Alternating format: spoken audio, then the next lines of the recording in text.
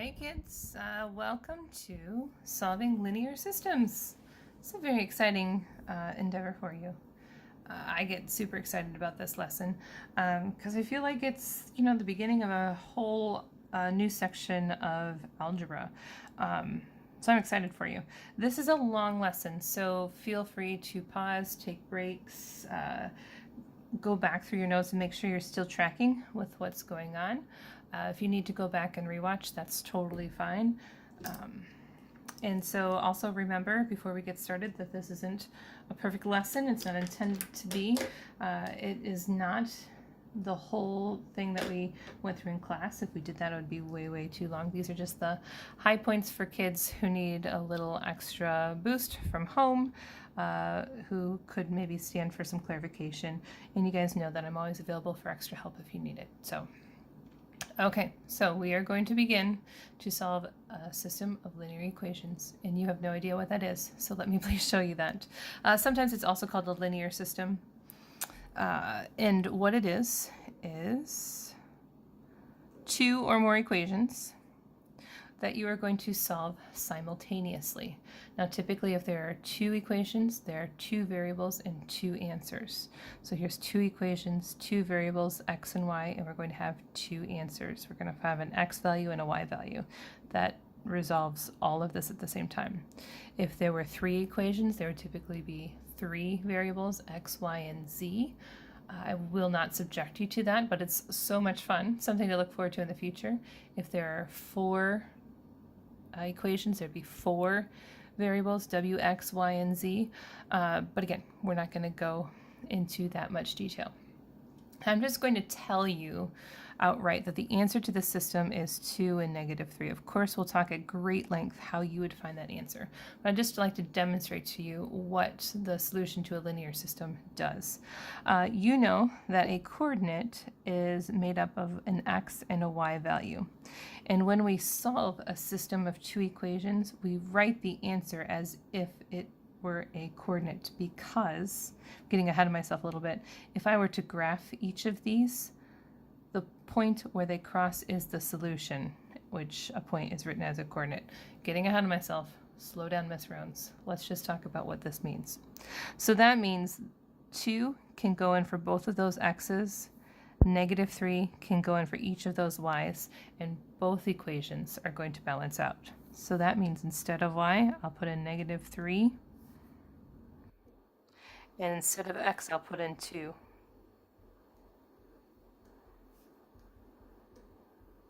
And let's see if they balance out. -3 equals, -2 times 2 is -4 and 1. Yeah, -3 equals -3, so that balances out. -3 equals 2 minus 5 is -3. Great. So this coordinate made up of an x and a y satisfies both of these equations that involve an x and y variable. Now, there are three different ways that I will teach you how to solve a system of linear equations. The first is graphing. It's not the most precise. However, we start with that because it gives you a visual idea of what you are actually doing. Once we get a handle on that, we'll talk about substitution, and then we are going to use combinations here. Okay, so let's try this same set of examples that we had up here and graph them and show you what I meant. I was kind of rambling on about graphing them and the intersection point and so forth. So this one has an intersection point at 1, a slope of -2. -2 is a fraction, is -2 over 1. It has a negative slope, so I would expect it to go in this direction. Okay. And this at-home makeshift straight edge. And then let's say I do this one. Use a different color so you can see the contrast. Intercept of -5. 1, 2, 3. It's 5 down from the x-axis. And a singular x, that means a slope of 1.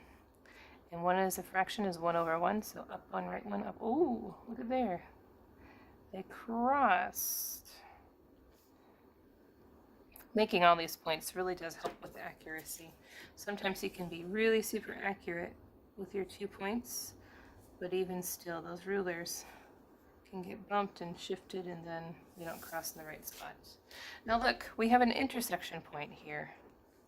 And that occurs at, let's see, 2 to the right, so positive 2, 1, 2, 3, down. Does that look familiar? Whoa, yeah, that's what we said at the top. The intersection point was 2 and negative 3. So for a lot of kids, if we were in class, a lot of kids were like, whoa, that's amazing. That's kind of a cool thing, right? Math is, in fact, a cool thing to learn. Don't let your friends tell you otherwise. Okay, so the procedure to solve linear equations by graphing is this. First, the equations have to be written in slope-intercept form. In the previous example, both of those equations were already in slope-intercept form. We'll talk about what to do if they aren't. Then we're going to carefully graph both of those equations, doing the multiple points so that our graph is more accurate. Find the intersection point, and then substitute back in to check for accuracy. Sometimes checking your work is considered something to do if you want to be super cautious or careful, if you want to get all the points on an assignment. But for solving by graphing, it's just part of the process. It's part of the procedure, regardless if you want to be accurate or not. It's just something that we make part of the process. Okay, so here we go. Step number 1, write them in slope-intercept form. Y equals mx plus b. Lucky us, that is already done. So we can graph y equals x minus 2. So our intercept is negative 2. And then my slope, I have a singular x, the slope is 1. 1 as a fraction is 1 over 1. So I'm going to go up 1, right 1, multiple points, and the other way too, and a line. Woohoo! I mean, this is kind of fun. I like to make all those points. It's kind of almost relaxing, right? I need to stop saying stuff like that. That's what makes people think I'm crazy when I start talking about enjoying graphing things. Anyway, all right. This one has an intercept of 4. 1, 2, 3, 4. And this is a negative x. Remember, a negative x is down, right, down, right, down, right, down, right, because it's negative 1. And negative 1 as a fraction is negative 1 over positive 1, or positive 1 over negative 1, which is going to go up left, or down, right, down, right. Get it? Down, right? This is downright fun, you guys. And we have an intersection point, which you might find before you even draw the lines when you're drawing all those points. Here it be, right there. And it occurs at 3 to the right and 1 up.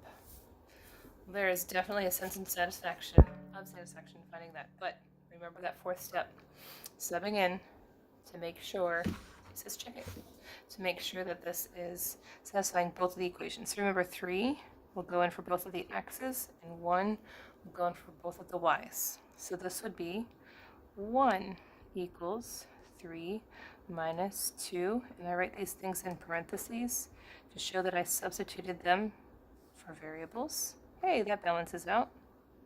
Let's try this one. Y equals negative x plus 4. 1 equals negative 3 plus 4. Yeah, 1 is 1. All day long.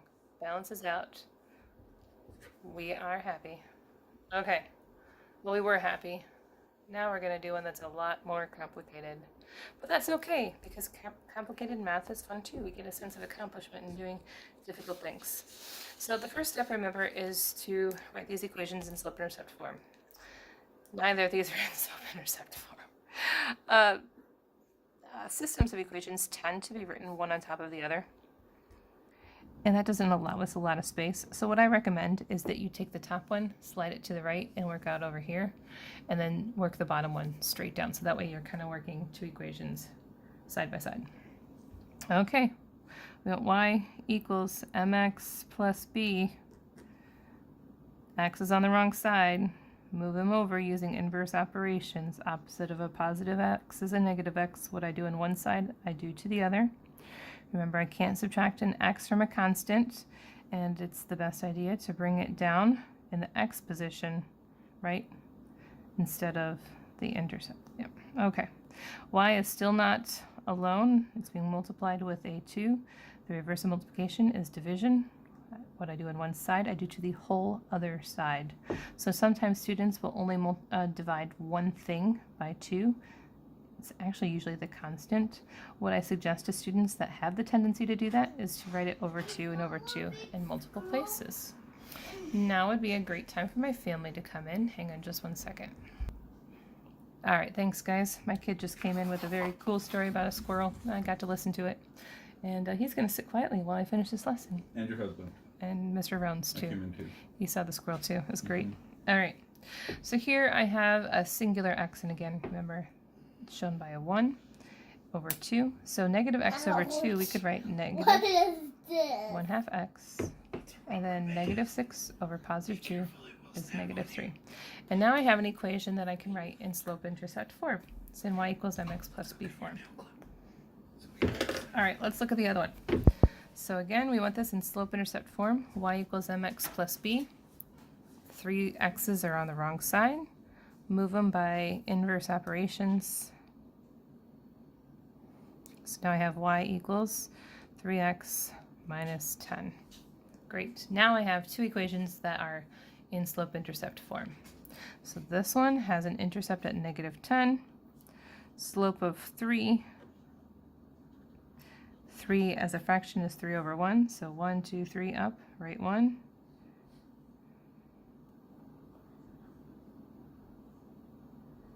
And then,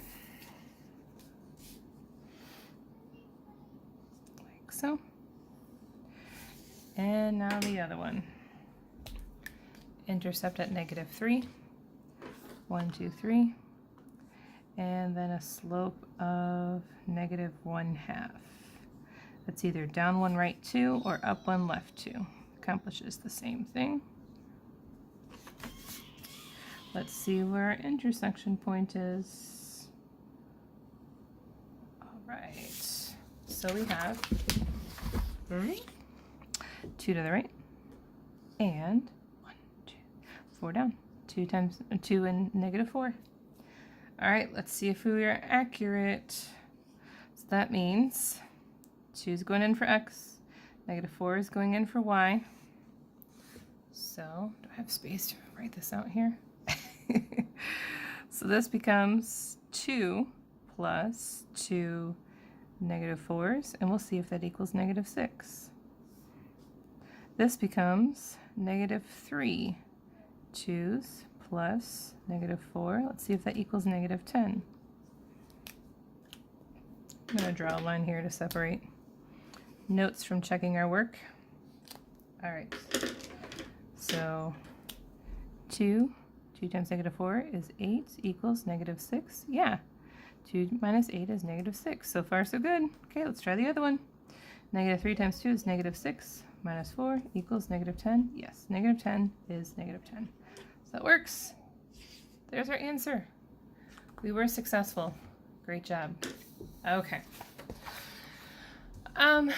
So for systems of linear equations, we really do see a wide variety of these on standardized tests, especially on PARCC. Sometimes it will outright tell you to solve a system of linear equations. I skipped those to go to some of the more exotic ones for the sake of our lesson. And they're kind of fun too. So number 9, well, this one says, lines R, S, and T are shown in the coordinate plane.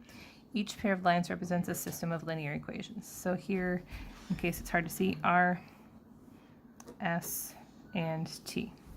So what it's asking you is to complete the table with the ordered pair representing the solution to each system of equations, drag and drop, well, we're going to draw arrows, the appropriate ordered pair into each box. So the first one is R and S.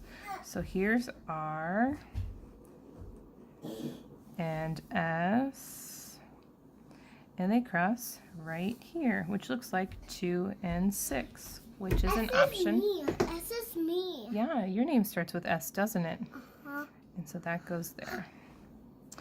The next one is for S and T. So here is S, here is T, oops, and it crosses here at -4, -6, -4, -6. Okay, try the last one on your own. Okay, are you back? Did you get an answer?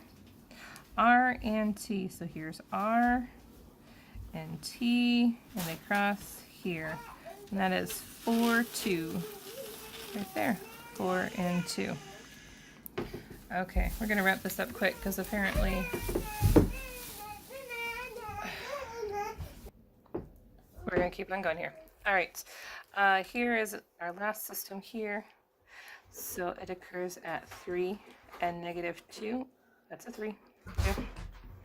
And the question says, what is the value of y in the solution? So it's asking you, do you know the difference between the parts in the coordinate? Do you know that the x comes first? Well, the y comes second, so it is -2. Mom, Yeah, Pumpkin? my tummy hurts. I'm so sorry, honey. Okay, sure thing. All right, so we're going to do some practice. Oh, I'm going to use that one, but here, you can color this one. There you go. You can learn with the kids. So let's look at your homework for this. All right, here we go. And so I have your homework staggered out to be kind of simple, moderate, and the more difficult ones here for you.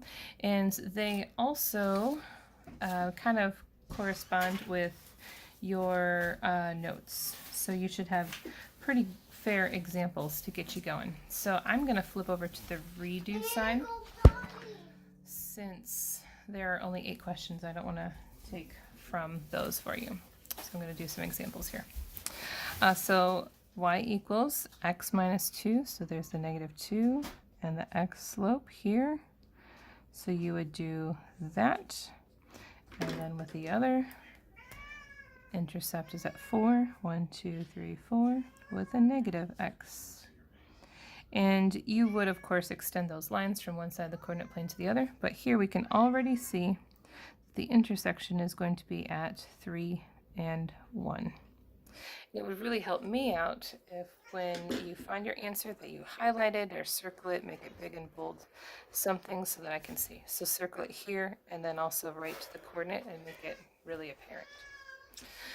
Here in this middle section, one of the equations is already in slope-intercept form for you.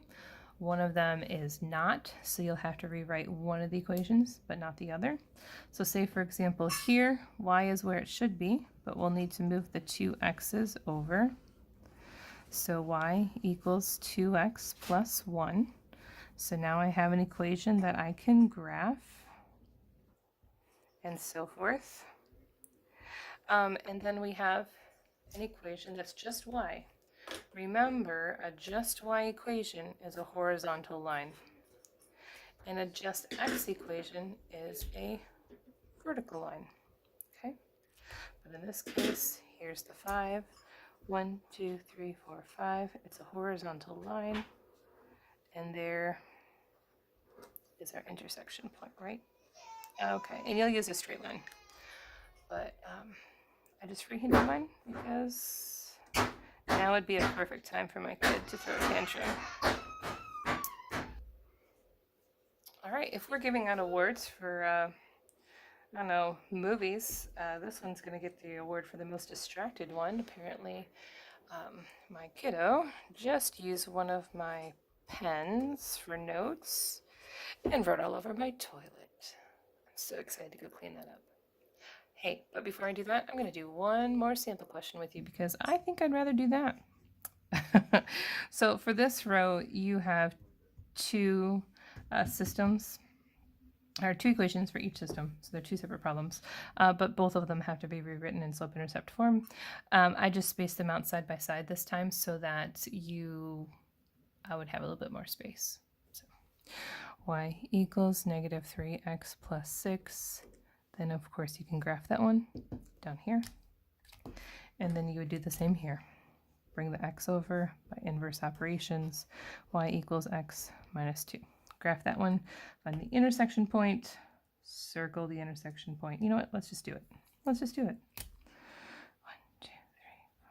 What do I have to lose? I just have a toilet to clean. That's all. I'm going to do a better job of being a better example using a straight edge, several points, because that improves accuracy. There we go. Zoom. Okay. And here's the -2. And a slope of 1. Looks like we can predict where that intersection point is going to be. Right here. It happens at 2 and 0. So don't forget to circle that. Don't forget to make this big and obvious. And don't forget the last step. The last step is to substitute your answers in to make sure that they are correct. So 2 is x, y is 0. So 3 2s is 6, plus 0 is 6. Hey, hey. -2 is -2, plus 0 is -2. They cancel out. Okay, before any other catastrophe happens, I'm just going to say good luck. If you need any additional help, I'm happy to help you. Of course, you know that you can come in and see me before school, during homeroom, and all those things. Or if you're at home and you'd like some help right away, please send me an email and I am happy to help you.